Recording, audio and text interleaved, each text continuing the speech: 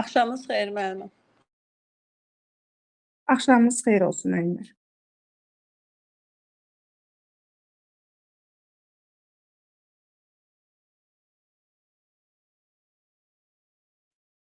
Axşamınız xeyir müəllim. Hər vaxtınız xeyir. Bir dəqiqədə gözləyək müəllimlər. Hər kəs qoşulsun. Sonra başlayaq.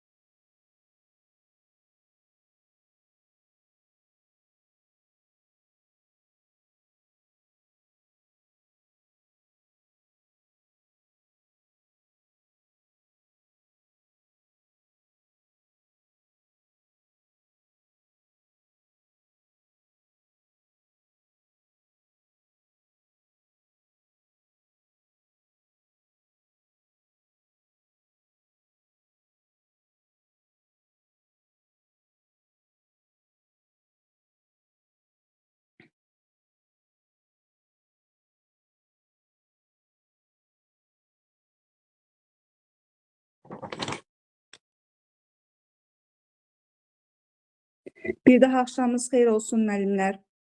Deməli, bugünkü dərsimiz mövzu izah olacaq. Mövzumuz maqnit sahəsi və maqnit induksiyası mövzusudur. Gəlin başlayaq. Deməli, ilk öncə gəlin danışaq maqnit sahəsindən ki, görək maqnit sahəsi nədir, hansı zərrəciklər maqnit sahəsi yarada bilir. Deməli, sükunətdəki yüklü zərrəcik öz ətrafında elektrik sahəsi yaradır. Hərəkətdəki yüklü zərrəcik isə həm elektrik, həm də maqnit sahəsi yarada bilir. Zərrəcik yüklüdürsə müəllimlər, deməli elektrik sahəsi var. Yəni zərrəciyin sükunətdə və ya hərəkətdə olmasının fərqi yoxdur. Əgər zərrəciyin yükü varsa, deməli elektrik sahəsi mövcuddur. Yüksüz zərrəcik isə necə hərəkət edirəsin, öz ətrafında nə elektrik, nə maqnit sahəsi yarada bilmir. Sabit elektrik cəryanı da öz ətrafında neyinir? Maqnit sahəsi yarada bilir. Deməli, maqnit sahəsi nə oldu? Hərəkətdə olan elektrik yüklərinin yaratdığı materiya növü oldu. Deməli, maqnit xassəsinin, ümumiyyətlə, gəlin görək, maqnitin hansı xassələri var? İlk öncə gəlin maqnit induksiyası ilə tanış olaq. Maqnit sahəsini xarakterizə edən kəmiyyət maqnit induksiyası adlanır. Maqnit induksiyası B hərfi ilə işarə olunur. Vahidi isə 1 Tesladır. Deməli, Tesla nədir?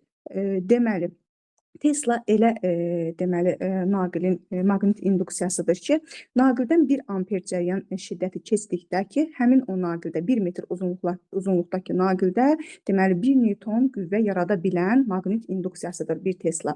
Deməli 1 Newton bölünmüş amper vurulsun metr, eləcə də bunu da atsaq, Newtonu atsaq, deməli 1 kiloqram bölünmüş amper vuraq saniyə kvadratı şəklində də yaza bilərik. İndi gəlin müəllimlər, biz maqnit sahəsinin xassələri ilə tanış olaq. Görək maqnit sahəsi hansı xassələrə malikdir? Gəlin ilk öncə baxaq görək, induksiya xətlərinin istiqaməti necə yönəlir? Müəllimlər, induksiya xətləri hər zaman şimaldan cənuba doğru yönəlir. Şimalı N, cənubu isə S hərfi ilə işarə eləyirlər. Yəni, bu ingilis sözlərindən götürülüb, north və south sözlərindən. Deməli, north şimal deməkdir, south cənub deməkdir. Deməli, baxın, burada şəkildə təsvir eləmişəm mən sizin üçün.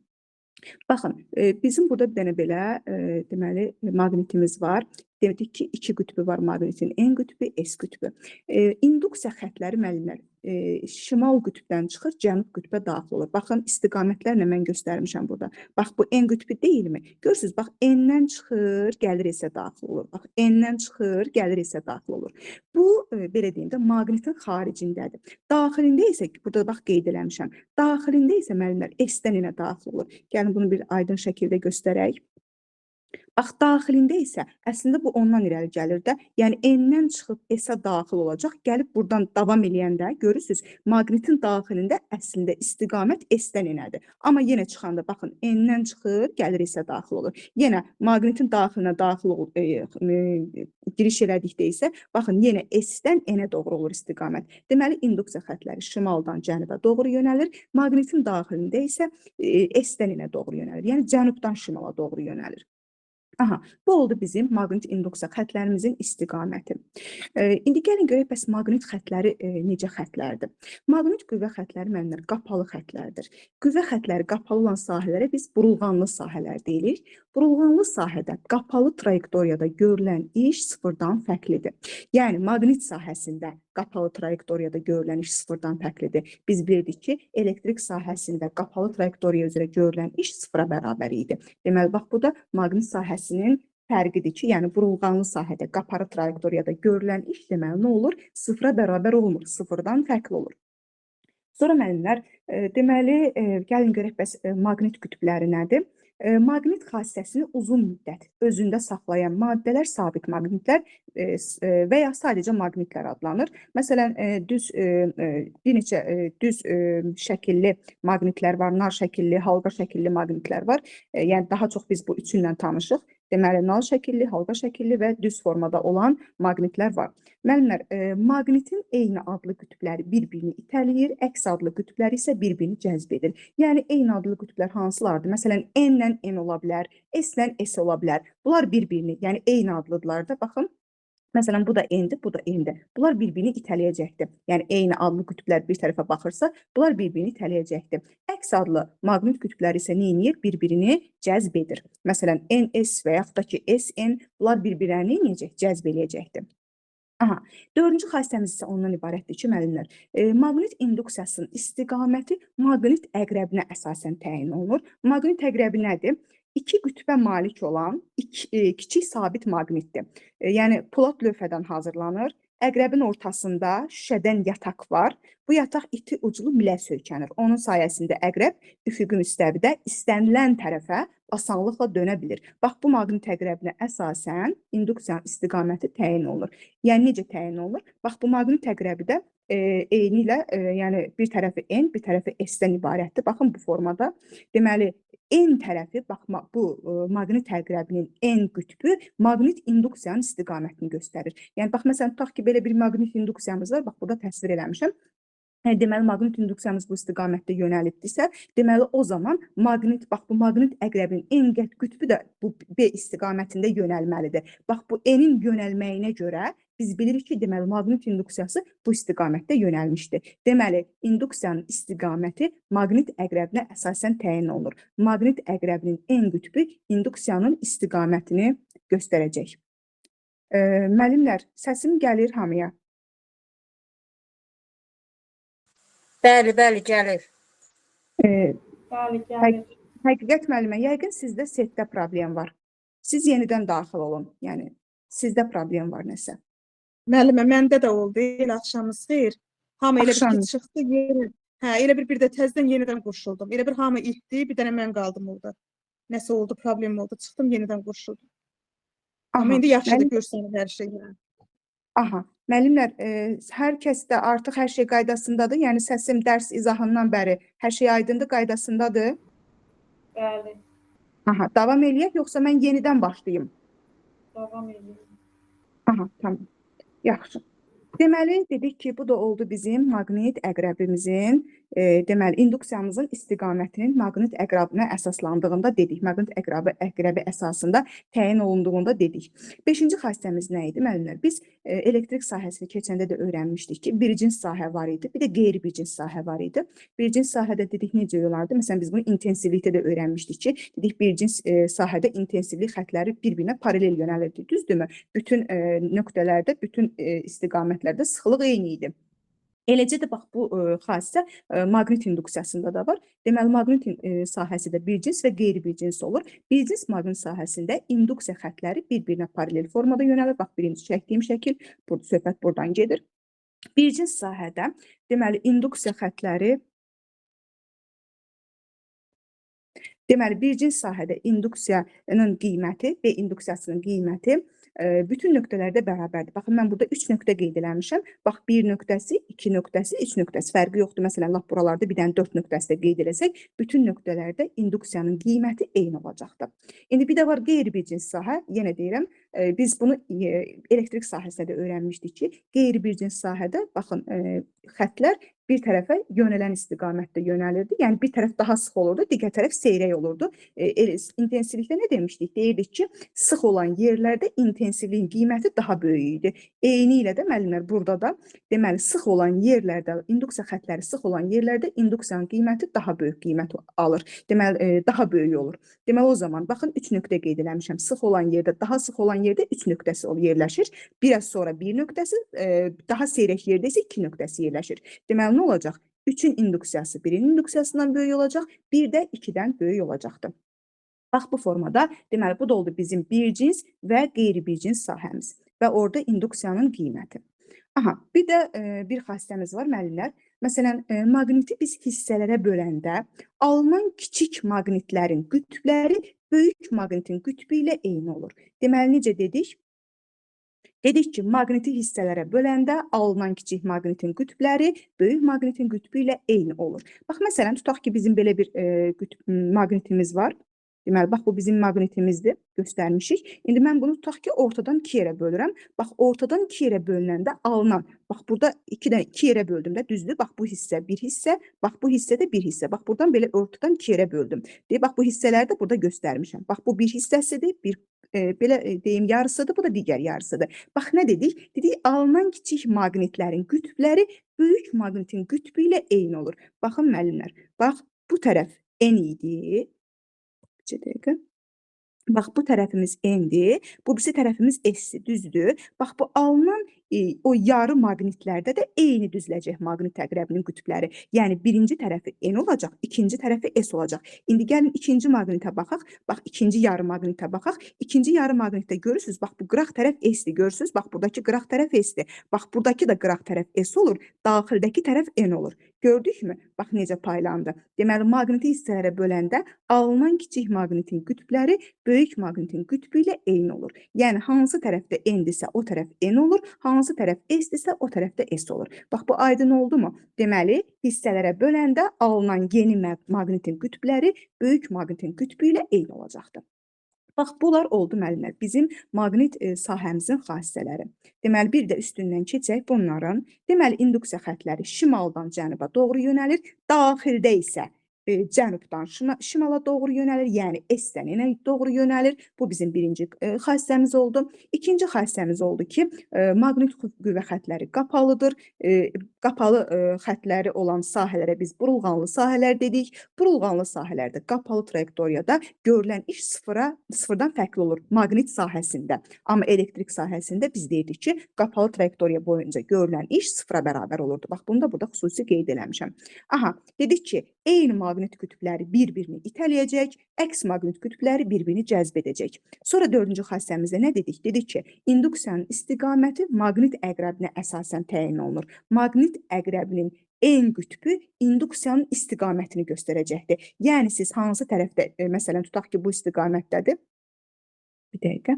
Tutaq ki, maqnit əqrəbi bu istiqamətdir. N bu tərəfdir, S bu tərəfdir. Deməli, o zaman biz nə qərara gələcəyik? Biz baxanda görürük ki, əgər N bu istiqamətdədirsə, deməli, baxın, induksiyamız da bax, bu istiqamətə yönələcəkdir. Deməli, maqnit əqrəbinə əsasən biz induksiyanın istiqamətini təyin eləyə bildik. Aha, sonra dedik ki, elektrik sahəsi kimi maqnit sahəsi də bir cins və qeyri bir cins ola bilir. Bir cins maqnit sahəsində bütün nöqtələrdə maqnit induksiyasının qiymətləri bərabər olur. Qeyri bir cins maqnit sahəsində isə sıx maqnit induksiya xətləri sıx olan yerlərdə maqnit induksiyasının qiyməti böyük, seyrək olan yerlərdə isə kiçik qiymətə malik olur. Bir də dedik ki, 6-cı xassəmiz nə oldu? 6-cı xassəmizdə dedik ki, maqniti hissələrə böləndə alınan kiçik maqnitlərin qütbləri böyük maqnitin qütbü ilə eyni olur. Bax, göstərmişik şəkildə də burada. Yəni, bax, iki yerə böldük dedik ki, baxın, iki yerə böldük ortasından. Yeni iki dənə balaca maqnit yarandı mı? Bax, balaca maqnitin, bax, bu birinci tərəfi N olacaq. Niyə? Çünki, bax, bu böyük maqnitin bu tərəfi N-dir. Digər tərəfi isə, bax, bu tərəfdə S-dir. Eyni ilə burada da H olacaqdır. İndi gəlin, əsas məsələ ikinciyə baxaq. İkincidə, bax, bu qıraq tərəf S idi mi? Yaz bura S-i. Orta tərəfdə bu birisi tərəfə də yazırıq N-i. Çünki, bax, bu qıraq tərəfimiz N idi. Bax, bu formada paylaşdıraraq bölüşdürürük. Aha, indi gəlin müəllimlər, baxaq görək, ümumiyyətlə, maqnit induksiya xətləri nədir bəs? Deməli, maqnit induksiya xətləri elə xətlərə deyilir ki, onların hər bir nöqtəsinə çəkilən toxunan həmin nöqtədə B maqnit induksiya vektorunun üzərinə düşsün. Deməli, maqnit sahəsinin qüvvə xətlərinin istiqaməti ya burğu qaydası, ya da sağ əl qaydasından təyin olunur. İndi mən hər ikisini deyəcəm, sonra isə üstündə ətraflı izah edəcəm. Gəlin, ilk öncə sağ yivli burğu qaydasını deyək. Sağ yivli burğu qaydası nə idi? Burğunun irəliləmə hərəkəti naqildəki cəryanın istiqamətində olarsa, onun dəstəyinin fırlanma istiqaməti maqnit qüvvə xətlərinin istiqamətini göstərəcək. Bu bizim sağ yivli burğu qaydamız, bir də sağ əl qaydamız var. Bəs sağ əl qaydamız necə ifadə olunurdu? Cəryanlı düz naqil sağ əllə elə tutulur ki, baş barmaq cəryanın istiqamətini göstərsin. Bu halda bükülmüş dörd barmaq cəryanın maqnit sahəsinin induksiya xətlərinin istiqamətini göstərəcək. Müəllimlər, indi ümumi qaydanı dedim, şəkil üzərində ətraflı izah edəcəm. İlk öncə gəlin görək, bax məsələn, mən sizə desəm ki, müəllimlər, tutaq ki, sağa bir istiqamət göstərin. Siz bu istiqamətdə bir ox çəkərsiniz və yaxud da göstərərsiniz. Məsələn, desəm ki, yuxarı bir istiqamət bu istiqamətdə göstərərsiniz. Nə bilim, aşağı bir istiqamət bu istiqamətdə və yaxud da ki, sola istiqamət bu istiqamətdə göstərərsiniz. İndi mən desəm ki, müəllimlər, istiqamət məndən şəkilə doğrudur. Aha, məndən şəkilə doğru. İndi bunu necə göstərək biz? Yəni, nə aşağı deyil, nə yuxarı deyil, nə sağa deyil, nə sola deyil. Deyirəm ki, məndən şəkilə doğru bir istiqamət göstər. Tutaq ki, əlinizdə marker var. Deyirəm, bax bu marker. Necə? Müəllimə, çevre şeklinde dairenin içerisinde mən göstərən şəklin uç tərəfi nöqtədir, arxa tərəfi isə x göstərilir də belə deyək. nöqtede şekilden bize doğrudur ama o Aha. pres olanda işte Bəli, Bəli, bəli. aha, bəli. Saxlaşıqları Bəli, ilə müəllimlər. İndi onu Qələmin izah ucu. eləməyə çalışırdıq. Bəli, aha, bəli. Deməli, bizdən şəkil müstəvisinə doğru olarsa istiqamət, bizdən şəkilə doğru olarsa nə olacaq? X olacaq.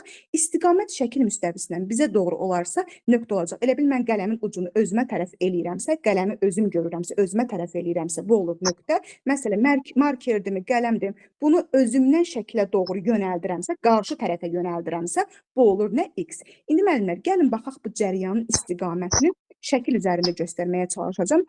Cəryanın istiqamətinə görə biz induksiya xətlərini necə təyin edirik? Bax, tutaq ki, buradakı şəklə diqqət eləyək gəlin. Bax, buradakı bizim bir şəklimiz var. Şəkildə deyir ki, deməli, cəryanın istiqaməti göstərilib. Cəryanın istiqaməti necədir? Baxın, yuxarıya doğrudur. Cəryan bax, bu istiqamətdə yuxarıya doğru axır. Dedik ki, sağ əl qaydamız necə idi? Sağ əl qaydamızda deyirdik ki, baş barmağımızı cəryan istiqamətində yönəldirik, cəryan istiqamətində tuturuq. Bu zaman bükülmüş dörd barmaq. Deməli, nə olacaq? Baxın, dörd barmağım məndən ekrana doğru olur. Düzdür? Bax, siz də mənlə bərabər tutun. Baş barmağı cəryan istiqamətində yönəltdim. Dörd barmağım, baxın, məndən ekrana doğru olur. Bax, bu dörd barmağımın ekrana dəydiyi hissəni mən X göstərəcəm. Oradan istiqamət fırlanıb, sanki belə deyim də markerə fırlanıb gələn, özümə tərəf gələn dörd barmaq istiqamətini isə nöqtə formasında göstərəcəm. Deməli, nə oldu?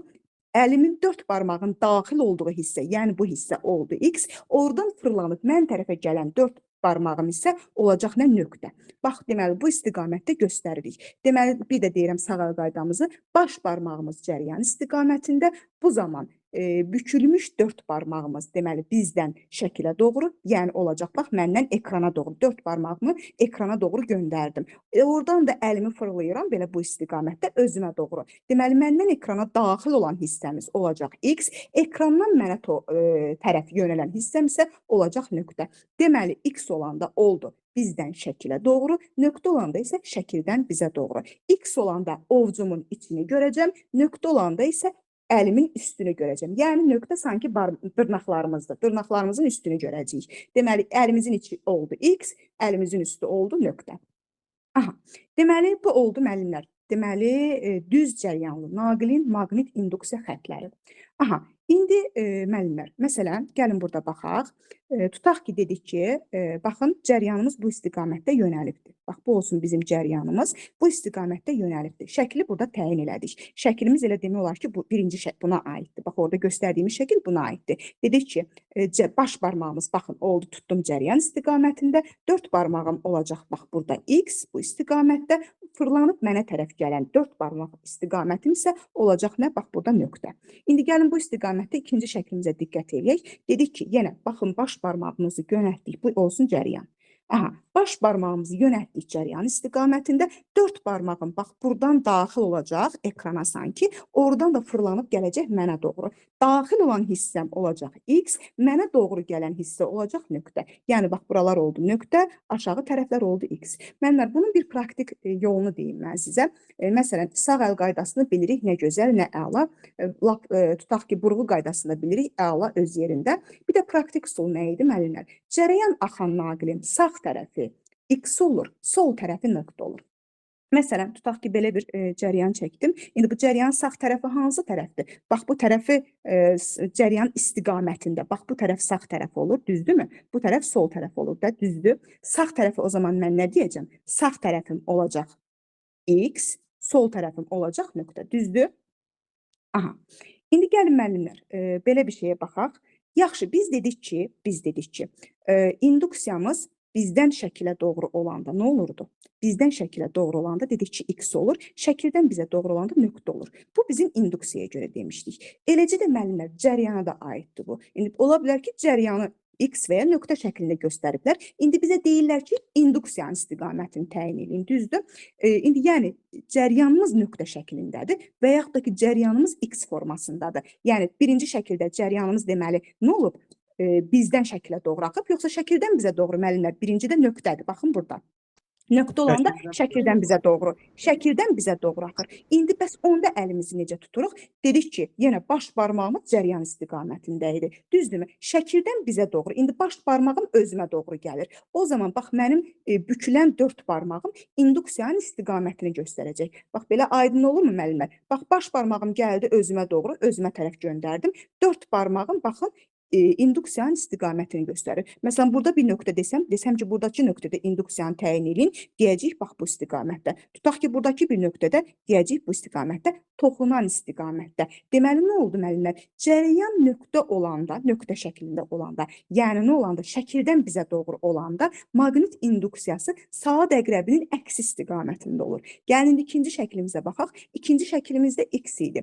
X olanda nə olurdu? Bizdən şəkilə doğru olurdu, düzdür? Aha, indi cəryanımızı baş barmağımızı bizdən şəkilə doğru göndərsək, o zaman baxın, bizdən şəkilə doğru göndərin. Baş barmağım, bax, sanki gedir ekrana dəyir. O zaman 4 barmağım fırlanacaq, bax, saat əqrəb istiqamətində. Siz də eləyin müəllimlər. Bax, deməli, baş barmağım dəyir hal-hazırda, bax, bu x olan tərəfə ekrana vururam baş barmağımı. O zaman 4 barmağım fırlanır saat əqrəb istiqamətində. Deməli, cərəyan, bax, bu i cəryanım, şəkildən bizə doğru olanda, daha doğrusu bizdən şəkilə doğru olanda, onda induksiya xətlərimiz olacaq necə? Saat əqrəb istiqamətində. Deməli, x saat əqrəb istiqamətindədir, nöqtə saat əqrəbinin əksinədir. Bax, bu formada yadımızda da saxlaya bilərik və yaxud da ki, hər dəfə bax, o sağ əl qaydasını tətbiq edə bilərik. Deməli, sağ əl qaydasında baş barmaq cəryan istiqamətində olur, 4 barmaq, bükülmüş 4 barmaq isə induksiyanın istiqamətini göstərir.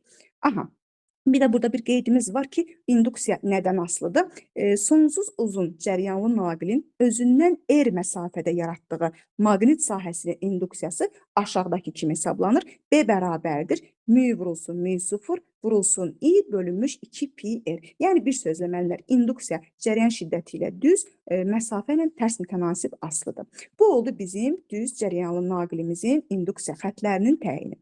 İndi bir də var bizim dairəvi cəryanlı naqilimiz. Dairəvi cəryanlı naqildə də müəllimlər yenə sağ əl qaydasını tətbiq edirik. Yenə deməli, nə olur o zaman indi? Baş barmağımız induksiya istiqamətində, 4 barmağımız isə cəryan istiqamətində. Düzdürmü? İndi gəlin göstərək. Baş barmağımız deməli, nəyə göstərəcək müəllimlər? Baş barmağımız daha doğrusu cəryan istiqamətindədir. 4 barmağımız isə induksiyadır. Bu da səhv olubdur. 5 barmağımız deməli cəryan istiqamətində, 4 barmağımız bükülmüş, 4 barmağımız induksiya istiqamətində. İndi gəlin müəllimlər, bax, birinci şəklimizə baxaq. Birinci şəklimizdə nədir? Bax, cəryanımızı göstəririk də, düzdürmü? Baş barmağımızı cəryan şiddəti istiqamətində tuturuq. O zaman nə olacaq? Bax, göndərirəm. Əlimin içi, bax, görürsünüzmü? Əlimin içi bu dairənin içinə daxil olur. O birisi tərəfdən isə özümə tərəf gəlir. Deməli, nə olur? İç tərəfimiz olur x, yəni dairənin içi, belə deyim, dairəvi cəryanın içi, sol tərəfi, çöl tərəfi isə, qıraq tərəfi isə olur nöqtə. Bax, ikinci şəklimizdə sadəcə yenə diqqət eləyək ki, bax, müsbət mənfi qütblərimizi qoymuşuq müəllimlər. Bəzən olur ki, müsbət mənfini qoyurlar, heç cəryan istiqamətini qoymurlar. Yəni, biz də bilirik ki, cəryan müsbətdən mənfiyə doğru gedir. Aha, yenə bax, baş barmağımız deməli olacaq nə? Cəryan istiqamətində. Bax, indi bu tərəfə mənim əlim dairənin çöl tərəfindən daxil olacaq, içəri tərəfindən mənə doğru çıxacaq. O zaman nə olacaq? Bax, bu xarici hissə x olacaq, bax, xarici hissəmiz x olacaq, içəri hissələrimiz isə nöqtə olacaqdır. Yenə bayaqki dediyimiz praktik üsul müəllimlər. Bax, bu cəryandırmı? Cəryanın sağ tərəfi olur x, sol tərəfi olur nöqtə. Bax, cəryan bu istiqamətdə deyil, bunun sağı buradır. Solda bu dairənin içidir, düzdür. Bax, gördünüz, cəryanın sağı oldu x. Bax, özümüz göstərmişik. Birinci qaydanı dedik, sonra praktik üsulu dedik. Birinci sağ əl qaydamızdan təyin elədik. Bax, cəryanın sağı oldu x, solu oldu nöqtə. Yəni, bu təcrübələr əsasında əldə olunan bir təcrübədir, bir praktik üsuldur. Deməli, cəryanın sağ tərəfi olur nöqtə, sol tərəfi olur x. Bunu burada qeyd eləmişəm ki, yəni praktik üsul olaraq qeyd eləmişəm. İndi kimə hansı rahatdır, o üsuldan da istifadə eləyər. Aha. Bir də müəllimlər, bizim cəryanlı sarğacımızın maqnit induksiya xətləri var. Gəlin, indi bax, bunu da şəkildə göstərmişəm burada. Deməli, cəryanlı sarğacımız, burada da yenə sağ əl qaydasından istifadə eləyirik. Deməli, sağ əl qaydamızı necə tuturuq? İndi burada fərqlidir müəllimlər. Dörd barmağımız cəryan istiqamətində olur. Baş barmağımız induksiya istiqamətində. Bax, biz o birisində dairəvi cəryanda da, düz cəryanda da dedik ki, bizim baş barmağımız cəryan istiqamətində olurdu. Dörd barmağımız induksiya istiqamətində olurdu. Düzdür müəllimlər? Amma bax, burada deyirik ki, dörd barmağımız cəryan istiqamətində olur. Baş barmağımız isə deməli, induksiyanın istiqamətini göstərir. Deməli, yəni, burada da sağ əl qaydamız necədir? Deməli, baş barmağımız induksiyanın istiqamətini göstərdiyi halda dörd barmağımız cəryanın istiqamətini göstərəcək. Baxın, gəlin birinci şəklimizə baxaq. Bax, birinci şəklimiz budur. Bax, buradan deməli müsbətdən gəlir cəryanımız bu istiqamətdə. Gəlir, bax, daxil olur. Sonra bax, buradan sarğacın arxasına keçir, yenə gəlir, dolanır, gəlir bu istiqamətdə göstərir. Qaydamıza nə dedik? Dedik ki, bax, dörd barmağımız cəryan istiqamətindədir. Bu zaman 90 dərəcə açılmış baş barmağımız nəyə göstərəcəkdir bizə? İnduksiyanın istiqamətini göstərəcək. Yəni, bax, induksiyamız bax, bu istiqamətdə yönələcəkdir. Bu istiqamətdə yönəlirsə, deməli, bura nə olur bizdə? Bax, gəlir buradan, çıxır, bax, bu istiqamətdə, gəlir, bax, fırlanır, daxil olur. Yəni, bu hissə olur N, N-dən çıxır, gəlir, bax, S-ə daxil olur. İkinci şəklimizdə isə necədir? İkinci şəklimizdə isə cəryanı aşağı istiqamətə vermişik. Yəni, bax, bu istiqamətdən gedir cəryan. Bax, bu istiqamətdən fırlanır, ağzı aşağı istiqamətdə, bax, belə gəlir. Yəni, o zaman mən nə etməliyəm? Bax, elə bir ki, əlimi aşağıdan yuxarı qaldırıram da, düzdürmü? Aşağıdan yuxarı göndərirəm ki, dörd barmağım cəryanı göstərsin. Dörd barmağım cəryanı göstərəndə, indi baş barmaq burada şəklin arxasında qalır. O zaman induksiyamız hansı istiqamətdə yönələcək? Bax, bu istiqamətdə yönələcəkmi? İndi o zaman müəllimlər, burada isə tərsinə olacaqdır da, bəlkə şəklin tərsi. Burada isə artıq, bax, buradan belə fırlanacaq. Bax, gördükmü? Bax, buradan bu istiqamətdə fırlanıb, N-dən çıxıb, gəlib S-ə daxil olacaqdır. Deməli, buradakı qaydamız nədən ibarətdir? Cəryanlı sarğacda cəryan yuxarı axırsa, bax, birinci şəkil. Bax, cəryan yuxarı axdı mı? Maqnit induksiyası sağa yönələcəkdir. Aydın oldu müəllimlər? Deməli, cəryanlı sarğacda cəryan yuxarı axırsa, deməli, o zaman induksiyamız sağa doğru yönəlir. Cəryanlı sarğacda cəryan aşağı axırsa, induksiyamız sola doğru yönəlir. Aha, indi müəllimlər, gəlin nümunələrimizə baxaq. Burada mən sizə bir neçə nümunə göstərmişəm ki, nümunələr üzərində baxaq ki, daha yaxşı yadımızda qalsın. Bax, birinci nümunəmizdə nə deyilir? Cəryanın istiqaməti verilib nöqtədir. Nöqtə olanda nə olurdu? Bizdən şəkilə doğru, şəkildən bizə doğru. Şəkildən bizə doğru. Şəkildən bizə doğru olurdu müəllimə? Bəli, şəkildən bizə doğru olurdu. Aha, şəkildən bizə doğrudur cəryanımız. Deyir ki, A nöqtəsində induksiyanın istiqamətini təyin edin. Bax, müəllimlər, burada ən rahat yolu nədir o zaman? Bax, elə bilin ki, burada, bəli. Yuxarı olar da müəllim orada. Hə, indi bəli. Gəlin, bax, burada necə deyirik? Deyirdik ki, nöqtə olanda, X olanda sadə əqrəb istiqamətində olurdu, nöqtə olanda sadə əqrəbin əksinə. Bax, sanki buradan özünüz üçün belə bir çevrə çəkin. Elə bil ki, bax, bu mərkəz buradır. Elə çevrəni də elə çəkin ki, bax, bu nöqtədən keçsin. Çevrəni çəkəndə, baxın, gəldik, dedik ki, nə olacaq? Nöqtə olanda, bax, bu istiqamətdə olmalıdır, induksiya düzdür, yuxarı istiqamətdə yönələcəkdir. Və yaxud da ki, bu çevrəni çəkməsəz də özünüz belə fikirləşin ki, yəni, deməli, nöqtədirsə cəryan, deməli, o zaman necə tuturduq? Baş barmağımız cəryan istiqamətində, bu zaman fırlanan istiqamətdə dörd barmağımız isə bizə nəyə göstərəcəkdir? İnduksiyanı göstərəcəkdir.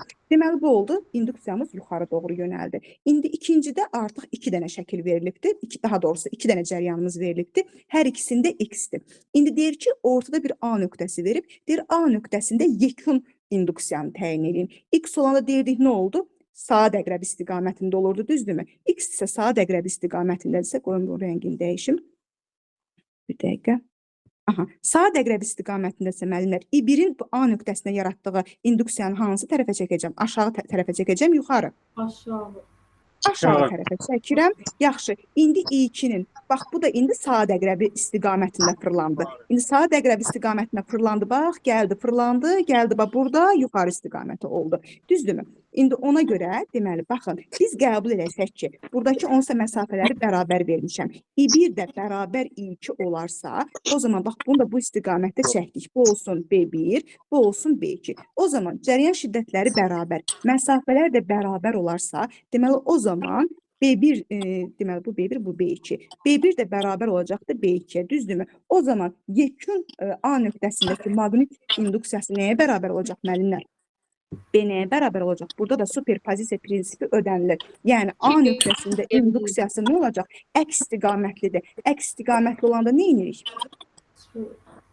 B çıxılsın, B bərabər 0. Niyə görə B çıxılsın, B bərabər 0 yazdım? Deməli, müəllimlər, çünki cəryan şiddətləri də bərabərdir, məsafələr də bərabərdir. Deməli, bunların bu B1 ilə B2 də bir-birinə bərabər olacaqdır. Deməli, burada yekun sahənin induksiyası. Əgər eyni istiqamətə yönələrdirsə, müəllimə, 2B olardı.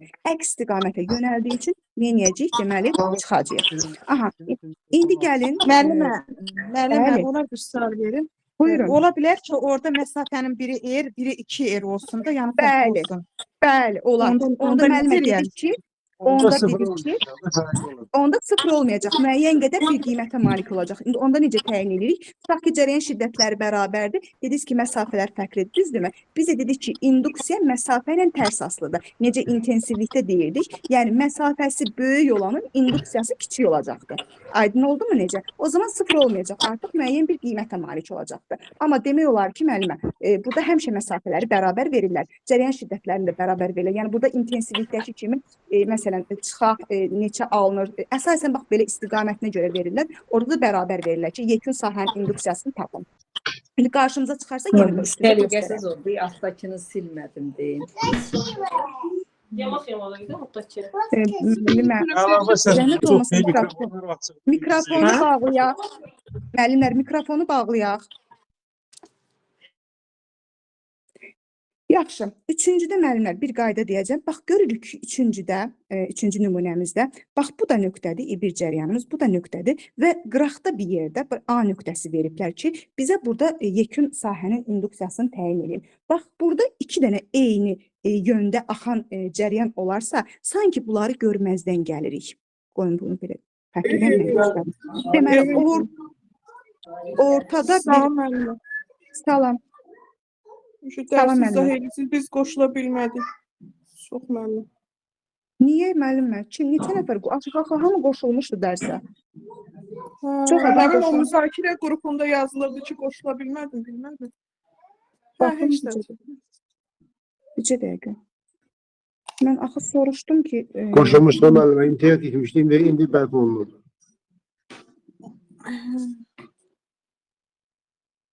Hamı qoşulub, indi nə qədər qoşulub müəllimlər? Siz görə bilirsiniz nə qədər qoşulub? Burada nə qədər müəllimimiz var?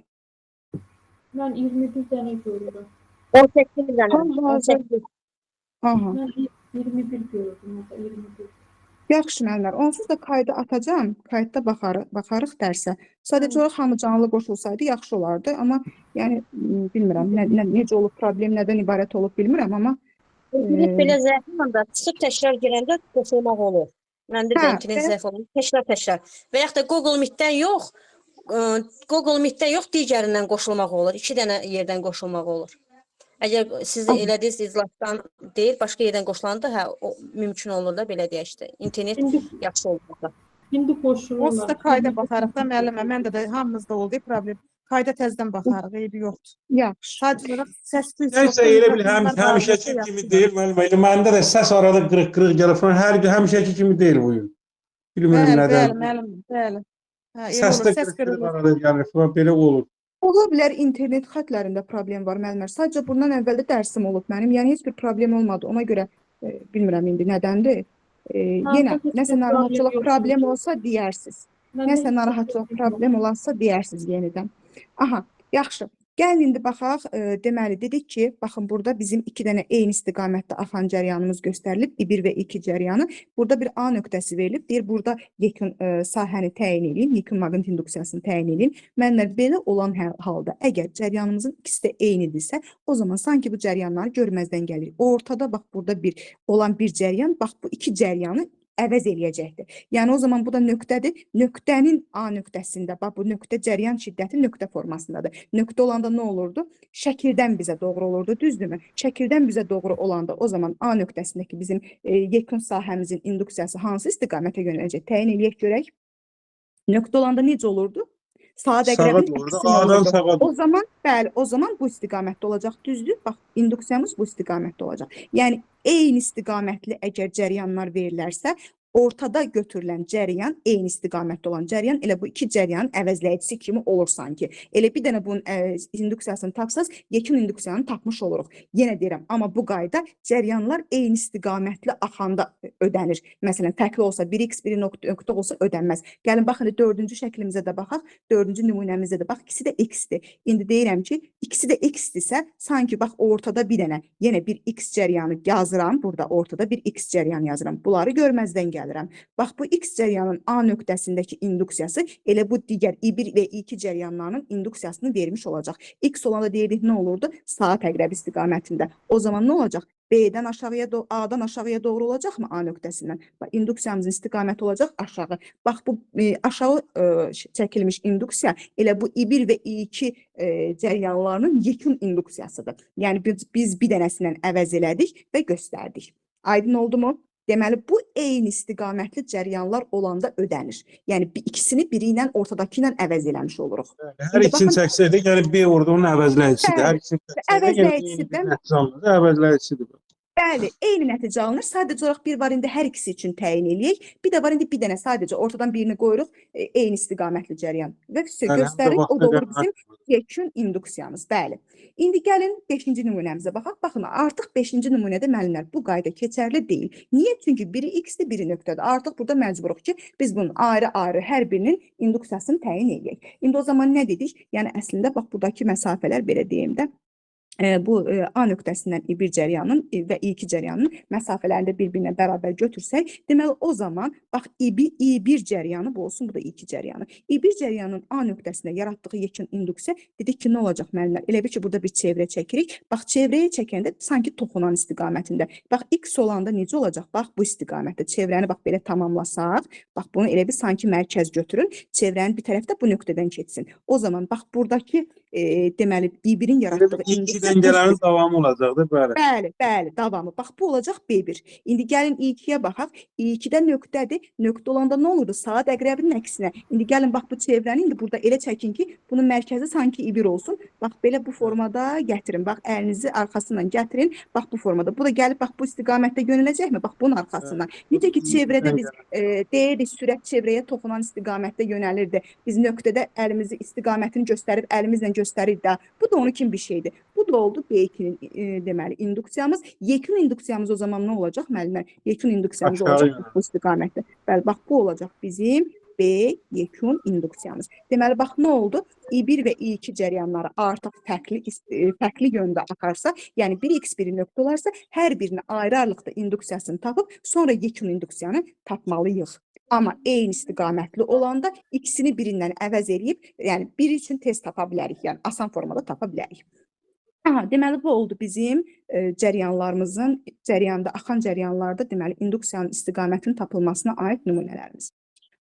Sonra bir də var müəllimlər bizdə, deməli bu mövzumuzda amper qüvvəsinə də gəlin toxunaq, amper qüvvəsi haqqında danışaq. Amper qüvvəsi nədir?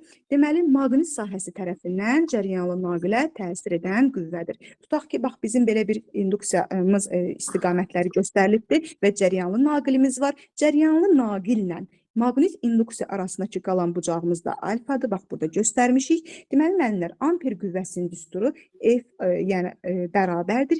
IBE sinus alfa şəklində hesablanır. Yəni, ədədi qiymət olaraq. Buradakı FA amper qüvvəsi, I cəryan şiddəti, L naqilin uzunluğu, B induksiya, alfa isə naqilin uzunluğu ilə induksiya xətləri arasında qalan bucaqdır. Burada bir də burada müəllimlər bir qeydimiz olacaqdır. Deməli, ampermetr, voltmetr, galvanometr ucadan danışan, bax bu cihazlarımızın iş prinsipi amper qüvvəsinə əsaslanır. Bəzən şifahi sual formasına soruşulur, yəni nəzəri hissədə bunları da bilməyimizə yəni ehtiyac var. Zəhmət olmasa bağlayaq mikrofonu. Mən sual verəndə açaq. Kimsə telefondan danışır. Mikrofonu da açıq. Belə olmaz axı. Bu dərsimiz çox səs-küylü oldu, bilmirəm. Əvvəlki dərslərimiz heç belə olmurdu. Deməli, burada bucağın dərəcəsindən asılı olaraq, bucağın qiymətindən asılı olaraq müəllimlər, gəlin amper qüvvəsinin maksimum və minimum qiymətlərini araşdıraq. Əgər alfa bərabər 0 və ya 180 dərəcə olarsa, yəni naqil induksiya xətlərinə paralel yönələrsə, bax, şəkil olaraq göstərmişəm, paralel yönəlir. Bax, bu induksiyamız bu istiqamətdədir, naqilimiz də bu istiqamətdə axarsa arasındakı bucaq 0 olur, bax, bu istiqamətdə axarsa arasındakı bucaq 180 dərəcə, yəni induksiya ilə naqilin arasındakı bucaq 180 dərəcə olar. Sinus 0-da və 180-də nəyə bərabər idi? 0-a bərabər olduğu üçün amper qüvvəsi özünün ən kiçik qiymətini alır, yəni 0 qiymətini alır. Amper qüvvəsi 0-a bərabər olur. Bax, bunu da qrafik olaraq göstərəndə, bax, bu istiqamətdə göstəririk. F amperin IBL-dən asılılığı, yəni bax, belə 0-da olan bir qrafik olacaqdır. Aha, indi bu ikinci halda isə müəllimlər alfa bərabər 90 dərəcə olarsa, yəni naqil induksiya xətlərinə perpendikulyar yönəlir. Perpendikulyar yönələrsə düsturumuz IBL sinus alfa deyildimi? Sinus 90-da da 1-ə bərabər olduğu üçün o zaman bizim amper qüvvəmiz özünün maksimal qiymətini alacaq. IBL-ə bərabər olacaqdır. Çünki sinus 90-da vahidə bərabərdir. Bax, bunu qrafik belə şəkil olaraq təsvirləmişik. İnduksiya xətlərimiz bu istiqamətdə perpendikulyar olmaq, baxın, ya məsələn cəryan yuxarı yönələ bilər, maqnit induksiyasına perpendikulyar olaraq və yaxud da ki aşağı yönələ bilər. Hər ikisində naqilimiz induksiya xətlərinə perpendikulyar yönəlib. O zaman deməli nə olur? Amper qüvvəsi cəryan şiddəti, maqnit induksiyası və naqilin uzunluğundan düz mütənasib asılı olur.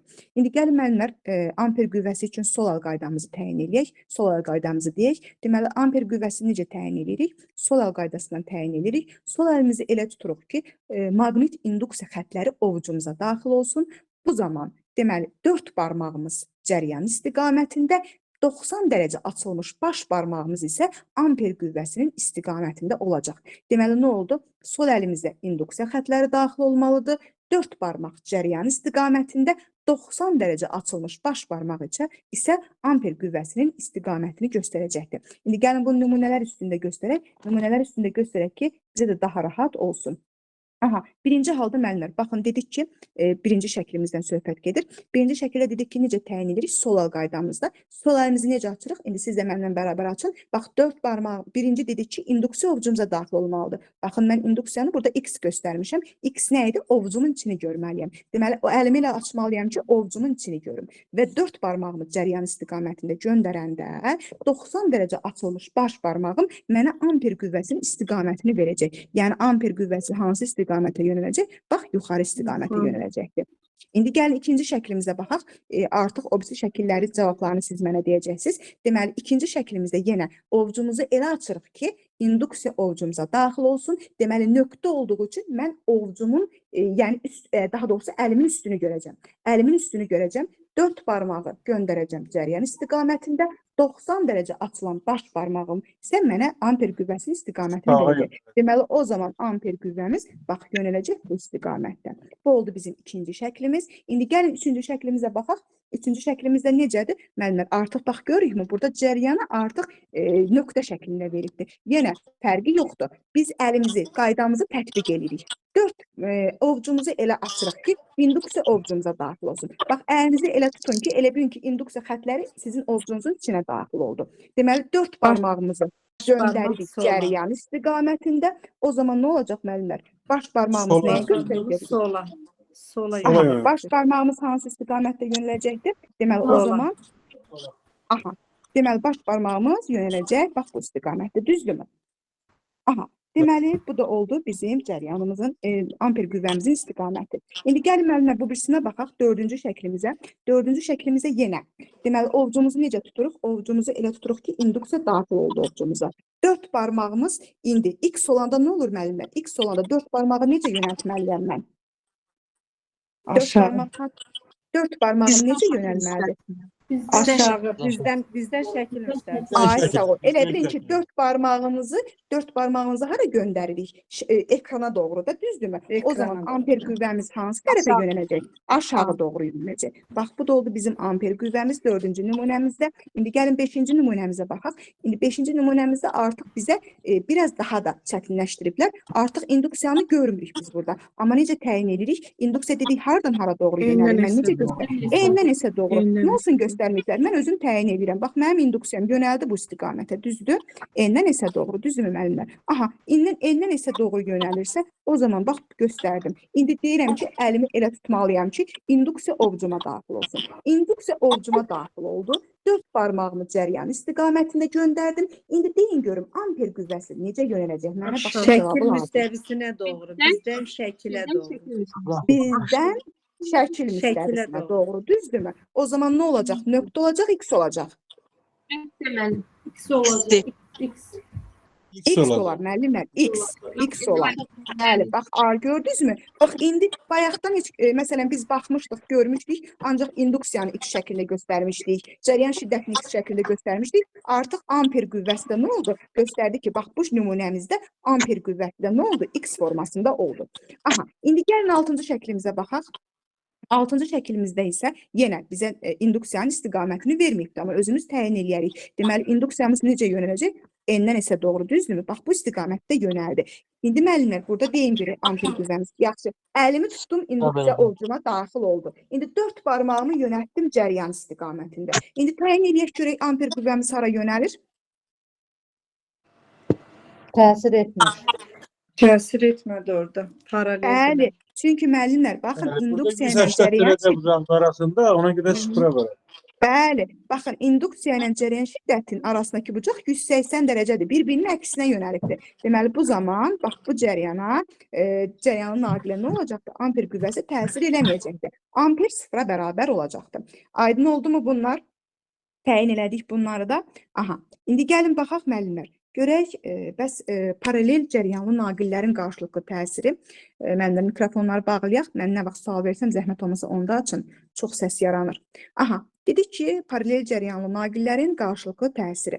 Cəryanlar eyni istiqamətli olarsa müəllimlər, naqillər bir-birini cəzb edir. Bax, biz öyrənmişik ki, adətən, belə deyim də, məsələn, maqnitlərdə deyirik ki, eyni adlı qütblər bir-birini itələyir, əks adlı qütblər bir-birini cəzb edir. Və yaxud da ki, deyirik ki, eyni adlı yüklər bir-birini itələyir, əks adlı qütblər bir-birini cəzb edir. Amma cəryanlara deyirik ki, eyni istiqamətli olarsa cəryanlar, naqillər bir-birini cəzb edəcək, əks istiqamətli olduqda isə naqillər bir-birini eləyəcək, itələyəcəkdir. Deməli, cəryanlar eyni istiqamətli axarsa, müəllimlər, baxın, burada göstərmişəm. Cəryanlar eyni istiqamətli axarsa, deməli, naqillər bir-birini cəzb edir. Əslində, siz bu hardan gəlir? Bax, bu oradan gəlir ki, biz nə dedik? Bax, İbir cəryanımıza baxsaq. İbir cəryanımızın müəllimlər, biz bayaq bəli, deməli, induksiyası necə yönələcəkdir? Bax, bu İbirin sağ tərəfində bu olacaq X şəklində, sol tərəf olacaq nöqtə. Digər olacaq Şəklində müxtəlif adlı qütblər yaranır. Orada sol bir Aha, sol tərəfi nöqtə. Gördünüzmü müəllimlər? Bu cəryan eyni istiqamətli olanda, bax, bunların yerləşdiyi sahələr zaten biri X-dir, biri nöqtədir. Bax, ona görə bunlar bir-birini cəzb eləyir. Deməli, ona görə, bax, əslində belə baxanda deyirik ki, eyni istiqamətlidir. Amma gördükmü, yerləşdikləri sahədə induksiyaları fərqli oldu. Biri X oldu, biri nöqtə oldu. Bax, gördünüz, bunlar bir-birini F qüvvəsinə nə eləyəcək? Cəzb eləyəcəkdir. Və yaxud da ki, bax, birinci şəkildə hər ikisi nöqtədir, bir-birini cəzb eləyəcək. Hər ikisi X-dir, bir-birini cəzb eləyəcək.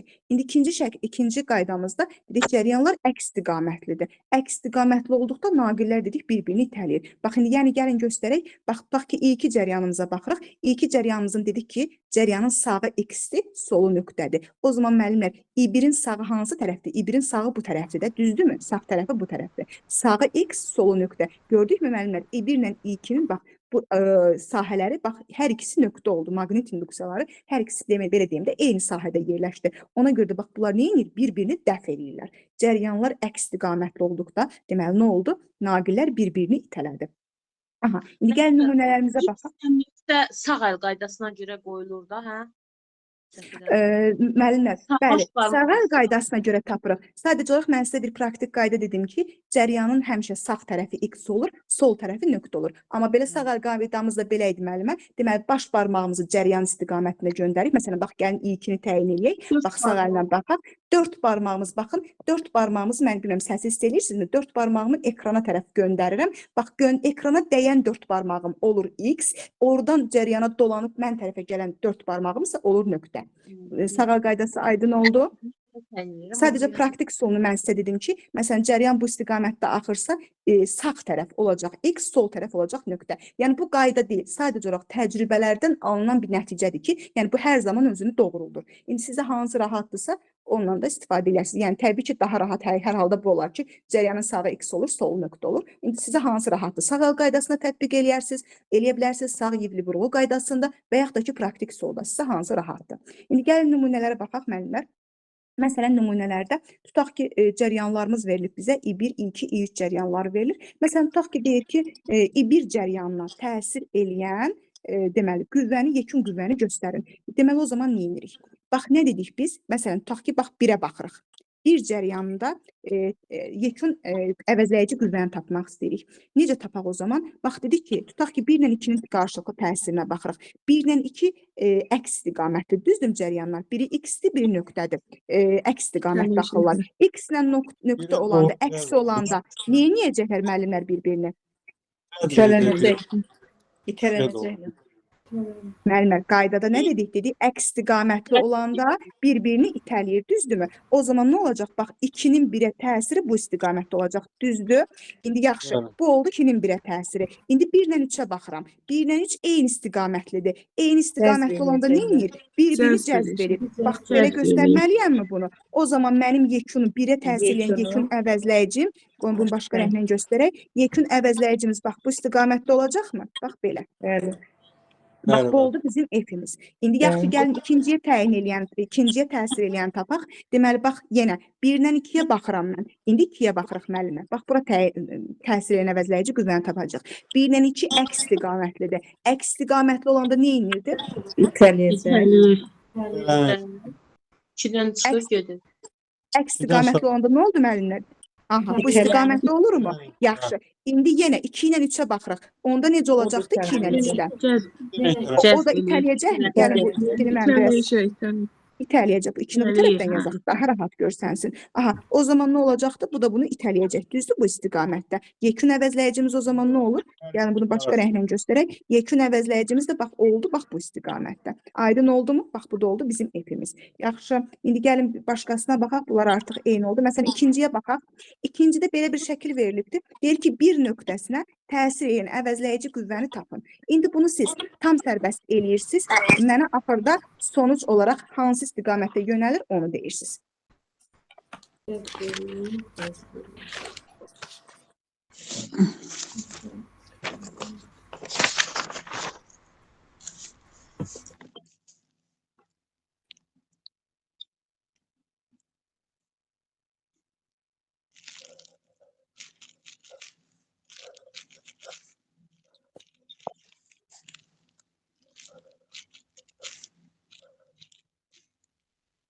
Müəllimə, şaquli yuxarı yönəlir. Yuxarı yönəlir.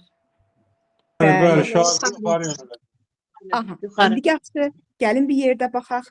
Deməli, indi bir cəryanımız var. Tutaq ki, indi baxırıq, bax, bu olsun 2, bu olsun 3, bu olsun 4, bu da olsun 5. İndi 1 ilə 2-nin qarşılıqlı təsirini mənə deyin, müəllimlər. Hər ikisi eynidir. Nə edəcəklər bir-birlərini?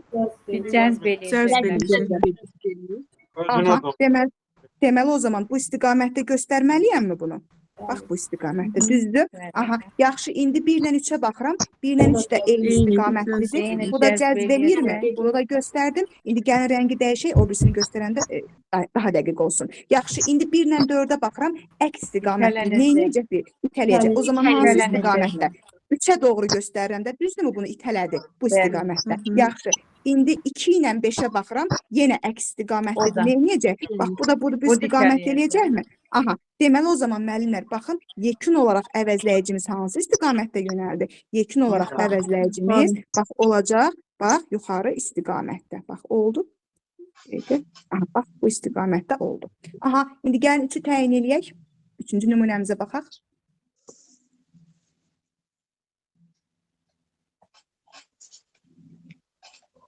Hansını tapaq burada yenə biri? Biri tapın. Biri tapın müəllimlər, biri.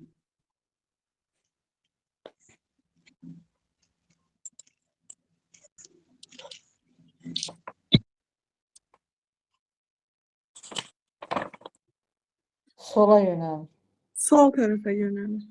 Sola. Sola yönəlir. Aha, yaxşı, gəlin baxaq müəllimlər. Deməli, gəlin bir yerdə baxaq. Mən indi belə, deməli, 1 ilə yaxşı 2-yə baxaq. Deməli, 1 ilə 2 necədir? Gəlin bir dənə bunu silim mən buradan. Aha. 1 ilə 2 əks cəryanlardır, düzdürmü? Niyə inəcək bunlar bir-birinə? Ha tərəfə göstərin bunların istiqamətini. 1 ilə 2 əksi necə olacaq? Təliyir, dəxil. Ola, o soldan biraz yuxarı olur. Aha, yaxşı, indi 1 ilə 3 olduğu zaman nə olacaqdı? Yenə təliyir. Yuxarı. Yenə itələdi. O zaman bunların deməli əvəzləyicisi oldu bu istiqamətdə. Düzdür müəllimlər? Belə oldu mu? Düzmü tapdıq? Aha, əla. Yaxşı. Bu da aydın oldu da müəllimlər. Yəni qüvvənin tapılmağı, cərəyana təsir edən əvəzləyici qüvvəmizin tapılmağı. Yaxşı. Deməli, gəlin biraz da maddələrin maqnit xassələri haqqında danışaq. Deməli, bir cins mühitdə zəhmət olmasa yenə müəllimlər mikrofonlarımızı bağlayaq. Mən sual verəndə yenə açarıq ki, çox tam üçün aydın olsun. Səs-küy yaranmasın. Müəllim, bir gün bu şəkilə zəhmət olmasa bir də qayda. Aha. Axırıncı. Hə. Ona bir də baxaq. Bunu deyirsiniz Biraz müəllimlər. Üçüncü. Yuxarı tam olmur. Müəllim ola bilsin onu demək istəyir.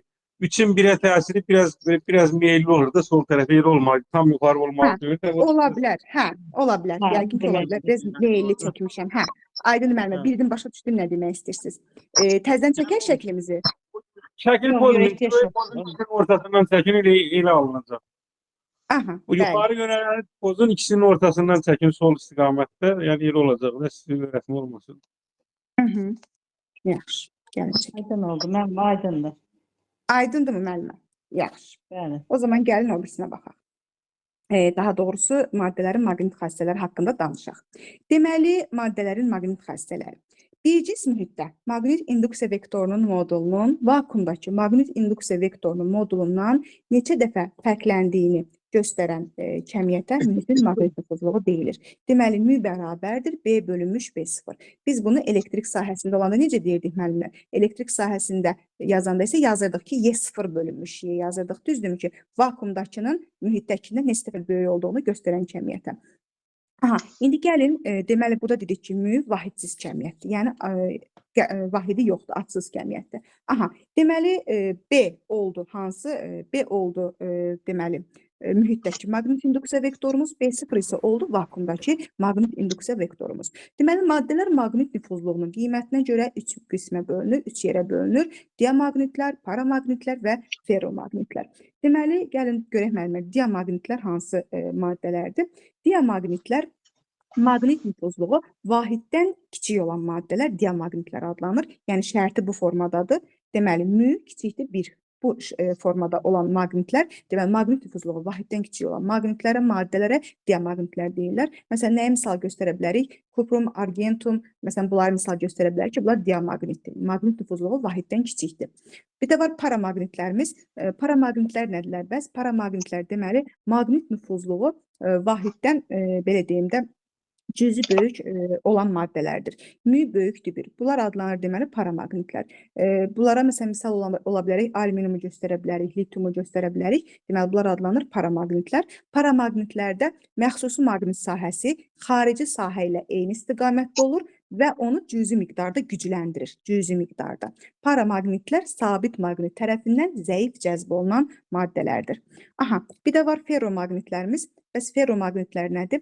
Maqnit nüfuzluğu vahiddən çox böyük olan maddələrdir. Yəni, mü çox-çox böyükdür 1. Bunlara nəyə misal götürə bilərik? Məsələn, ferromu misal göstərə bilərik, nikeli misal göstərə bilərik. Ferromaqnitlərdə məxsusi maqnit sahəsi xarici sahə istiqamətinə yönəlir və onu dəfələrlə gücləndirir. Deməli, dəfələrlə gücləndirir. Aha, bu da oldu müəllimlər. Məsələn, bir də ferromaqnitlər üçün bir şey deyim, unutmamış.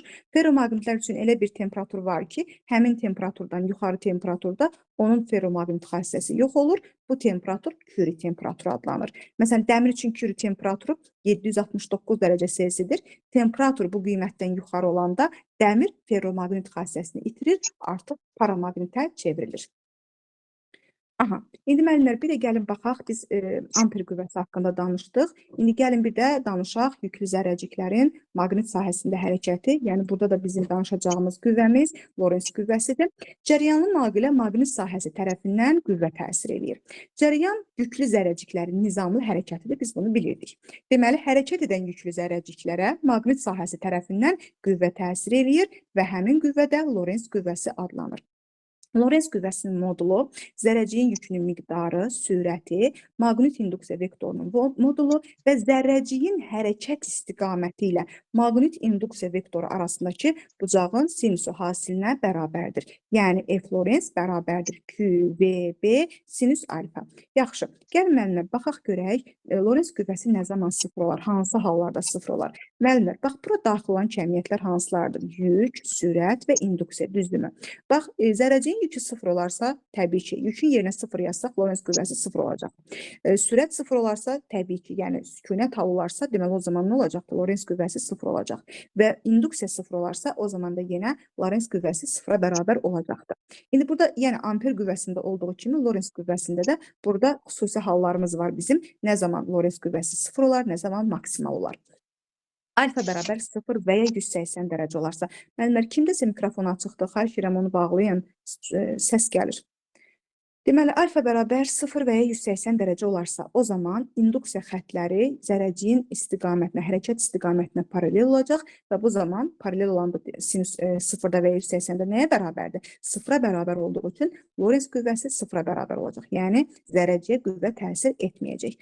Alfa bərabər 90 dərəcə olarsa, sinus 90-da 1-ə bərabərdir. Yəni, induksiya xətləri zərrəciyin hərəkət sürətinə, hərəkət istiqamətinə perpendikular yönəldiyi üçün Lorentz qüvvəsi özünün maksimal qiymətini alır. Yəni, nəyə bərabər olur? Q və B-yə bərabər olur. Yəni, gəlin Lorentz qüvvəsi üçün sol əl qaydamıza baxaq. Sol əl qaydasında nə deyilirdi? Müəllimlər, bax, burada bir çaşqınlıq yaranmasın. Lorentz qüvvəsində də amper qüvvəsi kimi sol əl qaydasıdır. Eyni ilə Lorentz amper qüvvəsi necə bizim baş barmağımız amper qüvvəsini göstərirdi. Bax, burada da eləcə baş barmağımız Lorentz qüvvəsini göstərir. Sadəcə burada bir incə məqam var. İndi onu da deyəcəm. Sol əlimizi yenə deməli necə tuturuq? Elə tuturuq ki, induksiya xətlərimiz ovcumuza daxil olsun.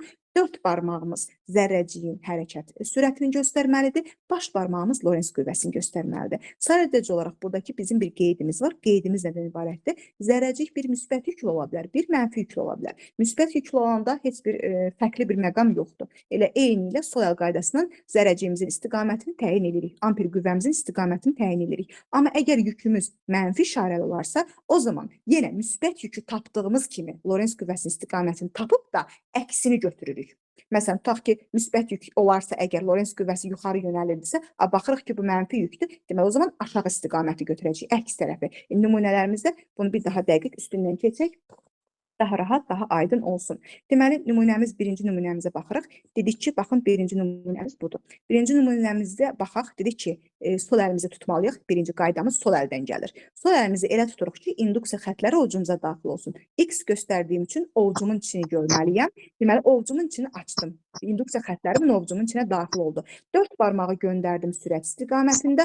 90 dərəcə açılmış baş barmağım Lorentz qüvvəsinin istiqamətini göstərəcəkmi? Deməli, o zaman Lorentz qüvvəmizin istiqaməti hansı istiqamət olacaqdır? Yuxarı. Yuxarı istiqaməti. Bəli, bax, Lorentz qüvvəmizin istiqaməti oldu yuxarı doğru. İndi gəlin ikinci nümunəmizə baxaq. İkinci nümunəmizdə nə deyirik? İkinci nümunəmizdə görürük ki, nöqtədir. Nöqtə olursa əlimi ilə tutmalıyam ki, mən əlimin üstünü görməliyəm. Deməli, o zaman 4 barmağı sürət istiqamətində göndərirəm. Baş barmağım Lorentz qüvvəsinin istiqaməti olacaq. Düzdürmü? İndi əslində baş barmağım mənim bu tərəfə göstərir.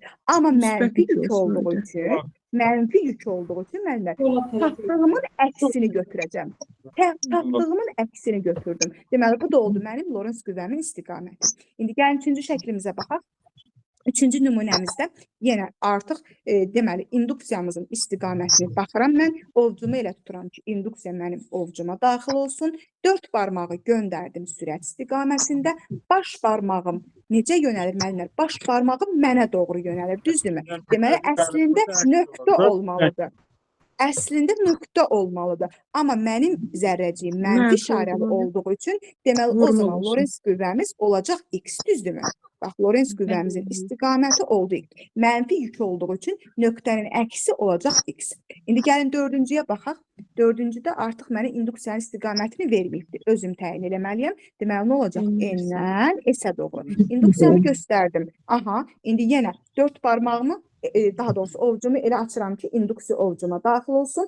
4 barmağım sürət istiqamətində, baş barmağım hara doğru yönəlir? Mənə doğru yönəlir, düzdür? Mənə doğru yönəlir. Əslində nöqtə olmalıdır. Amma mənfi olduğu üçün burada da bizim Lorentz qüvvəmiz x olurmu müəllimlər?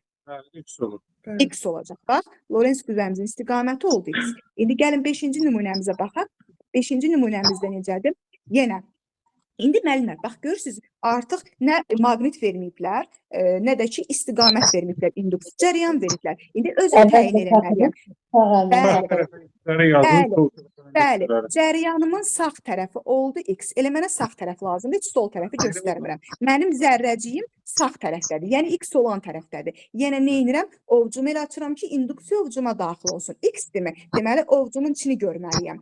Aha, 4 barmağı göndərdim sürət istiqamətində, baş barmağım Lorenzi göstərir. Əslində yuxarı yönəlməlidir. Amma mənfi yük olduğu üçün Lorentz qüvvəmin istiqaməti olacaq aşağıya doğru. Bu da belə. Bu da oldu bizim 5-ci nümunəmiz. İndi gəlin 6-cı nümunəmizə baxaq. Yenə indi 6-cı nümunəmizdə də yenə bayaqki kimi. Artıq cəryanə görə təyin eləməliyəm. Müəllimlər, indi yuxarı istiqaməti nə olacaq? Cəryanın sağı aşağıdır. Aşağı tərəf x-dir, yuxarı tərəf deməli olacaq nöqtə, düzdürmü? Deməli, mənim zərrəciyim deməli nöqtə olan sahədə yerləşibdir. O zaman ovcumu elə tutmalıyam ki, induksiya ovcuma daxil olsun. Yəni, əlimin üstünü görəcəm mən. 4 barmağımı göndərdim sürət istiqamətində. Baş barmağım yuxarını göstərirmi? Amma mənim zərrəciyim mənfi yüklü zərrəciyi olduğu üçün mən bunun istiqamətini çəkəcəm. Bax, belə aşağıya doğru. Bax, bu da oldu mənim Lorentz qüvvəmin istiqamətim. Aydın oldu müəllimlər Lorentz qüvvəsi. Yəni, demək olar ki, hər bir sualsiyaya baxdıq Lorentz qüvvəsi ilə bağlı. Aha. Yaxşı, indi gəlin müəllimlər, baxaq yüklü zərrəciklərin maqnit sahəsində hərəkətinə. Yəni, buradakı qrafiklərə baxaq, düsturlara baxaq, biraz da üstündən keçək. Deməli, müəllimlər, biz dedik ki, sürət və induksiya vektoru paralel olanda, müəllimlər, yenə mikrofonumuzu bağlayaq, mən sual verəndə yenə açarıq zəhmət olmasa. Deməli, sürət və maqnit induksiyası paralel olanda, biz dedik ki, Lorentz qüvvəsi sıfıra bərabər olurdu. Lorentz qüvvəsi sıfıra bərabər olarsa, deməli, bizim bu zərrəciyimiz necə hərəkət edəcək? Düz xətli, bərabər sürətli. İndi, bəzən şərt verirlər bizə belə ki, həm, məsələn, zərrəcik maqnit induksiyasına paralel istiqamətə daxil olur. Tutaq ki, sürətin zamandan asılı qrafikini çək və yaxud da yer dəyişmənin zamandan asılı qrafikini çək. Deməli, biz analiz etməliyik ki, əgər zərrəcik induksiya xətlərinə paralel və yaxud da ki, əks istiqamətdə daxil olarsa, o zaman deməli 0 və ya 180 dərəcə olacaqdır. Bucaq 0 və ya 180 dərəcədə Lorentz qüvvəsi sıfıra bərabər olduğu üçün hərəkət olacaq düz xətli bərabər sürətli. Düz xətli bərabər sürətli hərəkətdə də nə olurdu? Sürət zaman oxuna paralel düz xət olurdu. Sürətlə bağlı olan kəmiyyətimiz impulsda zaman oxuna paralel düz xət olacaq. Yox, əgər məndən yer dəyişməni istəyərsə, bərabər sürətli hərəkətdə yer dəyişmə zaman qrafiki koordinat başlanğıcından keçən düz xətdir. Ya zaman oxundan yuxarıda olacaq və yaxud da ki, zaman oxundan aşağıda olacaqdır. Aha, indi bir də var kinetik enerjimiz. Bərabər sürətli hərəkətdə biz deyirik ki, kinetik enerji zaman oxundan paralel düz xət olacaqdır. Aha, deməli bu oldu. Məsələn, gəl buna aid nümunəmizə baxaq. Məsələn, tutaq ki, indi induksiya xətlərimizin istiqamətini veribdir. Baxın, zərrəciyimizin də istiqamətini göstərib. Zərrəcik necə daxil olur? Induksiya xətlərinin əksinə daxil olur sahəyə. Bax, burada da x oxumuzu göstərmişik. Deməli, o zaman zərrəcik hərəkət istiqaməti, daha doğrusu induksiya oxlarının əksinə daxil olduğu üçün, deməli, nə olacaq? X oxunun əksinə bərabər sürətlə hərəkət edəcək. Düzdürmü müəllimlər?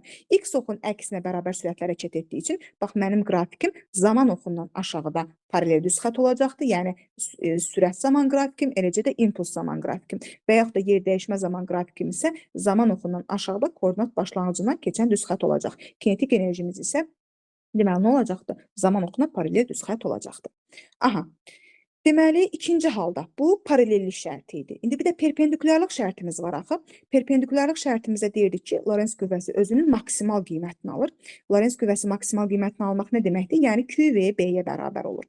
Aha, Lorentz qüvvəsi özünün maksimal qiymətini alanda müəllimlər, yəni Lorentz qüvvəsi sürətə perpendikulyar hərəkət edir. Yəni yönəlir daha doğrusu. Bu zamanda nə olur? Hərəkət olur çevrə üzrə bərabər sürətli hərəkət. Biz çevrə üzrə bərabər sürətli hərəkətdə nə deyirik? Dedik mərkəzə qaçma qüvvəsi ilə sürət vektoru hər zaman bir-birinə perpendikulyar yönəlir. Düzdürmü? Deməli bax bu hərəkətimiz olur nə? Çevrə üzrə bərabər sürətli hərəkət. Qeydimiz nədən ibarətdir?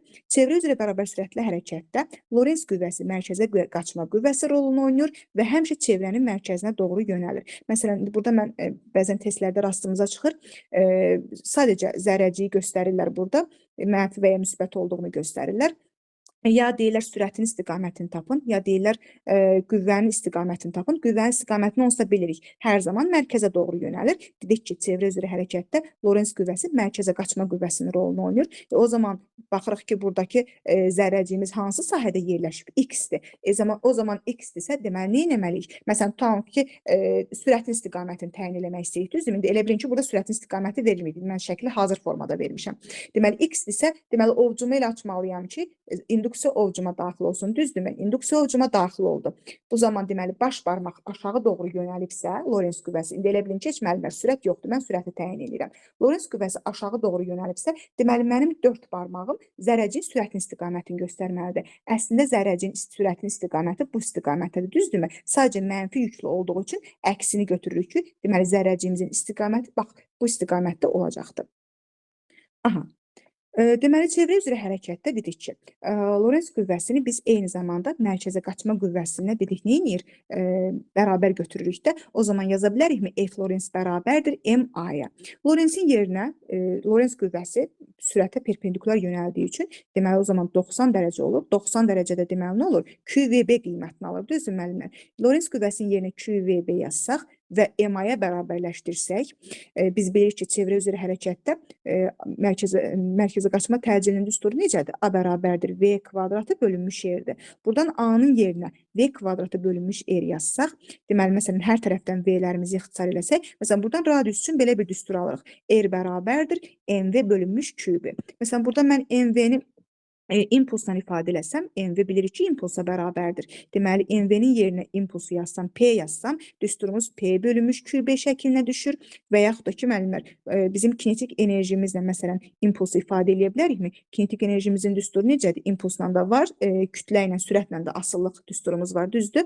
Məsələn, P-nin yerinə mən yaza bilərəmmi? Kök altda 2MYK. Bax, buradakı P-nin yerinə mən kök altda 2MYK yazsam, bax, bu düstura əsasən kinetik enerjinin impulsdan asıllıq düsturuna əsasən P-nin yerinə kök altda 2M WK yazsam, yəni kinetik enerjinin düsturunu yazsam, o zaman bax düsturumuz bu formada olacaqdır və yaxud da ki, burada müəllimlər Q3 xüsusi yükdür. Q3 nəyə bərabərdir? Q bölünmüş M-dir. Deməli, və yaxud da ki, biz buradan, bax bu düsturdan alsaq, deməli, düsturumuz olacaq V bölünmüş Q3 B şəklində yaza bilərik. Bax, Q3 bərabərdir Q bölək M. Bu adlanır zərrəciyin xüsusi yükü. Aha, düsturlara əsasən, bax, burada verilən düsturlara əsasən biz R-in, yəni radiusun sürətdən, impulsdan və yaxud da ki, xüsusi yükdən asıllıq qrafiklərini çəkə bilərik. Bax, düstura əsasən görürük ki, radius kütlədən və sürətdən, eyni zamanda impulsdan, düzün, daha doğrusu, radius sürətdən və impulsdan, bax, çəkmişik, düzüntü nasibi asılıdır. Sonra radius yükdən, induksiyadan, xüsusi yükdən tərs mütənasib asılıdır. Baxın, düsturlardan görünür müəllimlər bunlar. Bir də müəllimlər baxdıq ki, radius kinetik enerji ilə kök altı düz asılıdır. Baxın, kinetik enerjimiz kök altında alınır ifadəsi. Deməli, radius kinetik enerjidən kök altı düz mütənasib asılıdır. Sonra müəllimlər, biz buradan period düsturlarımızı ala bilərik. Biz periodun düsturunu bilirdik. Periodun düsturu çevrə üzrə hərəkətdə nəyə bərabər idi? 2πr bölünmüş V-yə bərabər idi. Düzdürmü? Biz buradan R-in düsturunu, bax, buradakı R-in düsturunu gətirib yazsaq, burada ifadə eləsək, deməli, oradan bizim ixtisarlarımıza aparsaq, V-lər ixtisar gedir. Düsturumuz, period üçün düsturumuz bu formaya düşür. 2πm bölünmüş QB.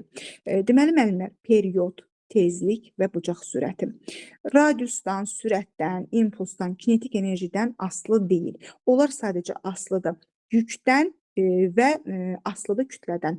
Eyni zamanda induksiyadan asılıdır. İndi gəlin görək onlar yükdən, kütlədən, induksiyadan necə asılıdır? Bax, periodun düsturunu aldıq.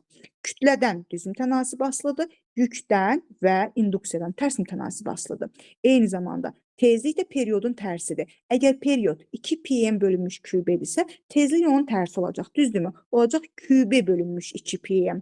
Aha, deməli o zaman tezlik periodun tərsinə olaraq yüklə induksiyadan düz mütənasib asılı olacaq. Kütlədən tərs mütənasib asılı olacaq. Müəllimlər, bucaq sürəti nəyə bərabər idi? Bucaq sürəti də 2 pi bölünmüş t'dir, düzdürmü? 2 pi bölünmüş, bax bu t'nin ifadəsini yazsaq, ixtisarlarımızı aparsaq, bucaq sürəti üçün QB bölünmüş M ifadəsini alırıq. Deməli, bucaq sürəti də yüklə, induksiya ilə düz, kütlə ilə tərs mütənasib asılıdır. Deməli, müəllimlər, bucaq sürəti ilə tezlik yüklə induksiyadan düz asılıdır, kütlədən tərs asılıdır. Amma period bunların tərsi olduğu üçün o kütlədən düz asılı olur, yüklə induksiyadan tərs mütənasib asılı olur. Bax, qrafiklərin hamısını burada göstərmişik. Bax, düstura əsasəndir. Yəni, heç birini əzbərləməyə ehtiyac yoxdur müəllimlər. Sadəcə olaraq bir dənə radiusun düsturunu bilsəz ki, hardan çıxır, necə çıxır, çıxarılışını bilsəz, T bərabər 2 pi bölünmüş V-dir. Gətir radiusun düsturunu, daha doğrusu sürətin düsturunu burada yaz, perioda düstur çıxacaqdır. Periodun düsturunu bildinsə, bilirsən ki, tezlik periodun tərsidir.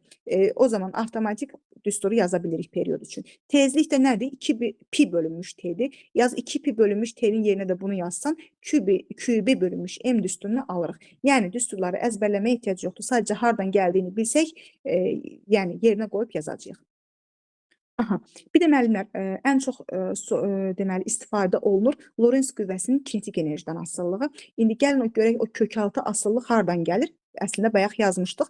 Dedik ki, Lorentz qüvvəsi QVB-dir, düzdürmü? Bax, burada Q-ni B-ni saxlayıram. Kinetik enerjinin düsturu necədir? MV kvadratı bölünmüş 2 deyilmi? V-nin yerinə 2YK bölünmüş M yazsam, deməli, əslində YK yox da, bu da WK-dır.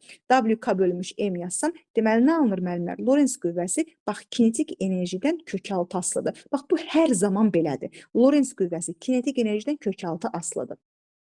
Aha, bir də biz buradan kinetik enerjinin düsturunu ala bilərik. Məsələn, kinetik enerjinin düsturu o zaman nəyə bərabər olacaqdır? F Lorentz vurulsun R bölünmüş 2 formasında da yaza bilərik. Bax, bu da kinetik enerjinin Lorentz qüvvəsindən asıllığıdır. Aha, deməli, bunlar da bu haqda düsturlarımız və qrafiklərimiz. Bir də müəllimlər, bax, bizim zərrəciklərimiz var, düzdürmü? Elektron, proton, pozitron, antiproton, neytron, alfa zərrəcik. Yəni, bunların da yazmışam qabağındakı, deməli, elektron necə yazılır? Mənfi 1,0 şəklində. Yəni, biz elementi yazırıq, hər hansı bir elementi. Aşağısında Z, yuxarısında A yazırıq. A bizim kütlə ədədimizdir, Z isə yük ədədimizdir. İndi, müəllimlər, bunu biz necə yaza bilərik? Biz bunu, yəni, həmin elementi yazıb da, yəni, yuxarısındakı kütlə ədədini M-lə ifadə edə bilərik. Aşağısındakı yük ədədini isə yüklə ifadə edə bilərik də, Q ilə ifadə edə bilərik. İndi gəlin görək necə ifadə edirik. Məsələn, bəzən testlərdə rastımıza çıxır. Deyir ki, elektron və proton üçün, məsələn, radiuslarını, periodlarını və tezliklərini müqayisə edin. Yəni, 2 dənə zərrəcik verir. Məsələn, deyir, onların radiuslarını, periodlarını və tezliklərini müqayisə edin. Necə müqayisə edirik? Məsələn, elektronu bilirik də, elektron nəyə bərabərdir? Mənfi 1, 0-dır. Mənfi 1, deməli, bunun yüküdür, 0 isə kütləsidir. Proton üçün, proton 1, 1 deyilmi? Deməli, yükü də 1, kütləsi də 1. Aha, gətir radius düsturunu yazılan. Radius düsturu nəyə bərabərdir? MV bölü QB deyilmi? Yəni, radiusumuza bizə lazımdır kütlədən və yükdən asıllıq. Aha, deməli, radius kütlə ilə düz, yüklə tərs mütənasibdir. Məsələn, bunu mən elektron üçün yazsam, elektronun kütləsi 0-dır, düzdür müəllimlər? Bax, yazıram burada, tutaq ki. Yazıram ki, bax, yazmışam. Yazıram ki, M elektron burada ifadə eləmişəm. Elektronun 0-dır. Mən R elektronu hesablayası olsam, M-in yerinə 0 qoysam, 0 bölünmüş hər nə olası olsa, deməli, elektron üçün mənim radiusum 0-a bərabər olur, düzdür?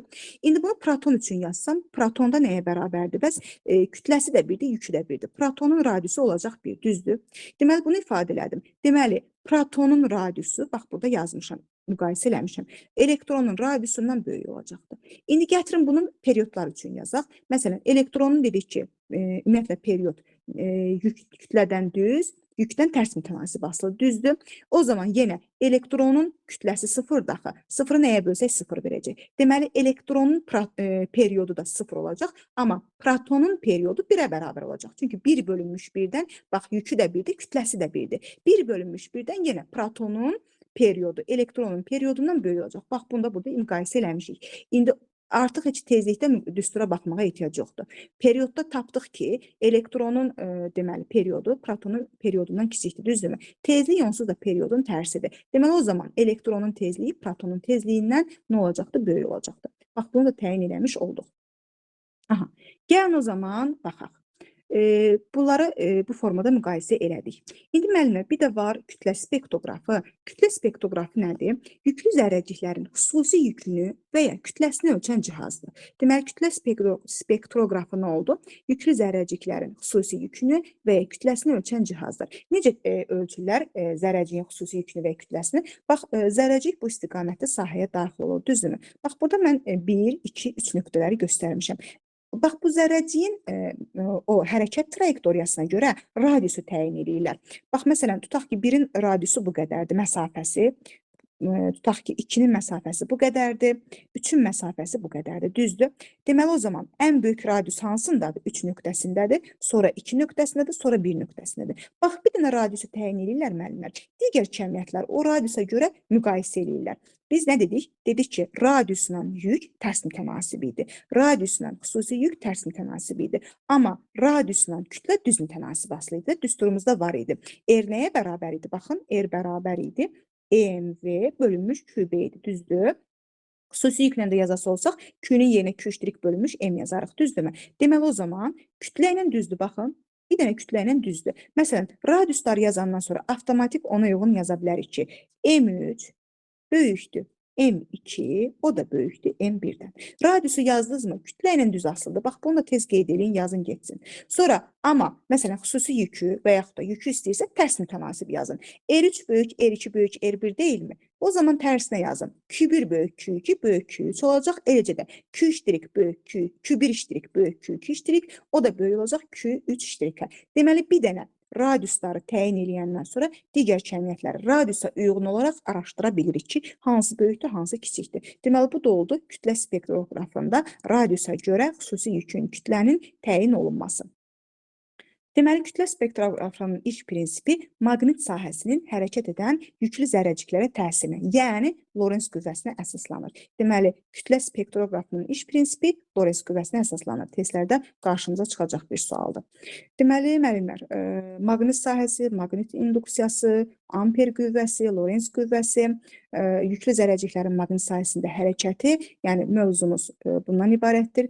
Çalışdığım qədər mövzunu geniş və ətraflı izah eləməyə çalışdım. İnşallah hər biriniz üçün anlaşıqlı olar, faydalı olar və ev tapşırığı olaraq deməli, güvən test toplusundan maqnit sahəsi, maqnit induksiyasının testlərini işləmək, bir də orada yüklü zərrəciklərin maqnit sahəsində hərəkəti var. O səfər öncəsi onu ayrı başlıq altında veriblər. Amma siz onun hamısını bir yerdə işləyərsiniz, çünki izah elədik, yəni testləri rahat işlənilən testlərdir. Burada əsas amper qüvvəsinin istiqamətini təyin edə bildiniz, Lorentz qüvvəsinin istiqamətini təyin edə bildiniz, induksiyanın istiqamətini təyin edə bildiniz, cəryan istiqamətini təyin edə bildiniz. Yəni, canı budur. Bunu başa düşdüksə, bunu yaxşı təyin edə bilirsə, testlər çox rahat işlənir. Çox az vaxt sərf olunur testlərin işlənməyinə. Mən səhv edirəmsə, özdə güvəndə elə çox verilməyiblər. Topluda ondan çoxdur testlər. Yəni, güvəndə say olaraq çox deyil. Yəni, ev tapşırığımızda bu qədər. Başqa mənə sözü sualı olan varsa buyursun. Dərsin kaydını da atacağım. İndi qoşula bilməyən müəllimlər kayda baxarlar, başa düşmədiyinlər yenə şəxsdə yazarlar. Kim haranı başa düşməyibsə izah eləməyə çalışaram. Dərsimiz bu qədər müəllimlər. Buyurun, kimin sözü sualı var? Aysel müəllimə, Bəli. Lorentz qüvvəsinin istiqamətinin təyin olunmasına aid nümunələrə baxdıq. Orada birində mənim fikrim, yəni mən başqa istiqamət tapdım. Sadəcə dərsi bölmək istəmədim. Dedim, sonda sual verərəm. Aha, baxaq müəllimə, ola bilər. Bəlkə diqqətimizdən yayınıb, gəlin baxaq. Mən də səhv başa düşmüş ola bilərəm. 5-ciyə baxa bilərdik yenidən. Aha, deməli müəllimə, əvvəlcə burada sadəcə cəryan istiqaməti verilmişdi. Biz dedik ki, cəryan istiqaməti verilibsə, sağ tərəfimiz olur X, sol tərəfimiz olur nöqtə. Gəlin baxaq. Ovucumuzu elə tutmalıyıq ki, X-dir də, ovucumun içini görməliyəm. Düzdür müəllimə? Bəli, müəllim. Aha, Sol əlimiz siz aha, elektrik. bəli. Bax, ovucumun içini görməliyəm. Ovucumun içi x-dir. 4 barmağınızı göndərin sürət istiqamətində. Bu zaman baş barmağımız əslində yuxarını göstərir, düzdürmü müəllimə? Amma bu mənfi Bəli. yüklü zərrəcikdir axı. Ona görə biz onun əksini götürməliyik. Elə deyilmi? Aşağını götürdük. Bəli, bəli. Aydın Oldu oldu müəllimə, müəllimə? başa düşdüm. Bəli, mən səhv tapmışam. Yaxşı, indi gəlin X-i altında digər deyin tərəfə onda mənə. götürmüş. Onda mənə altında deyin müəllimə. Altını siz eləyin mənə deyin. Görüm problem qalmadı ki. Deməli, bizə cərəyan istiqamətini veribdir. Bu zaman Aha. B, yəni mənfi yük yuxarı hissədədir. Deməli, Aha. cərəyanın yuxarı hissəsi nöqtə, aşağı hissəsi x-dir. Aha. Maqnit Çünki cəryanın sağ tərəfi x olur, sol tərəfi nöqtə olur. Bizim praktik qaydamız idi. Düzdür müəllimə? Aha. Bəli. Aha, deməli, nöqtədirsə əlimizin üstünü tuturuq. Sol əlimizin üstünü. Aha. 4 barmağımızı mənfi Aha. yüklü istiqamətdə tuturuq. Bu Hı hı. zaman Lorentz qüvvəsi yuxarı doğru yönəlir. Aha. Amma mənfi yük olduğu üçün biz onun əksini götürürük, Ay, aşağı sağ olun. doğru. Əla. Bəli, Lorentz qüvvəmiz yönələcək aşağı doğru. Bəli, tamamilə doğru. Sadəcə müəllimə, müsbət yükdə eynidir qaydamız. Sadəcə mənfi yükdə müsbət yük kimi tapın, istiqaməti əksinə qoyun. Yəni bunu başqa formada da deyirlər, amma inanın ki, ən rahatı belə tapmaqdır. Müsbət yük kimi tapıb əksini götürmək. Yəni məsələn, tutaq ki, əvvəldən başqa qaydası da var bunun. Məsələn, mənfi yüksə sürətin əksində götürmək olur, amma ən rahatı budur. O daha çaşdırıcıdır. Ən rahatı budur ki, müsbət yük kimi tapın, sonra əksini götürün. Bəli, bəli. Çox sağ olun. Siz sağ olun. Başqa sual olan varsa buyursun. O zaman müəllimlər, gecəniz xeyrə qalsın. Allah amanında olun. Xeyrə qarşı çox sağ olun. Sağ olun. Sağ olun müəllimə. Sağ olun.